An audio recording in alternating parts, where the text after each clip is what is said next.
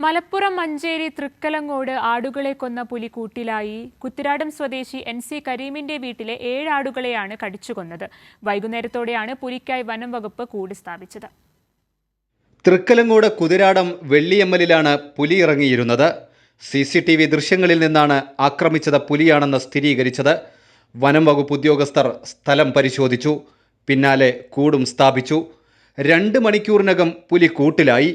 ജനവാസ മേഖലയിൽ പുലിയുടെ സാന്നിധ്യം സ്ഥിരീകരിച്ച സാഹചര്യത്തിൽ നാട്ടുകാർ അതീവ ജാഗ്രത പാലിക്കണമെന്ന് വനം വകുപ്പ് അധികൃതർ മുന്നറിയിപ്പ് നൽകിയിരുന്നു. പുലിയെ പിടികൂടിയെങ്കിലും നിരീക്ഷണം തുടരും. പുലിയുടെ ആരോഗ്യസ്ഥിതി വിലയിരുത്തിയ ശേഷം ഉൾവനത്തിൽ തുറന്നുവിടും. പ്രദേശത്ത് ഏറെ നാളായി തുടരുന്ന ഭീതിയൊഴിഞ്ഞു. പുലി കടിച്ചുകൊന്ന ആടുകളെ വെറ്റിനറി ഡോക്ടറെത്തി പരിശോധിച്ചു.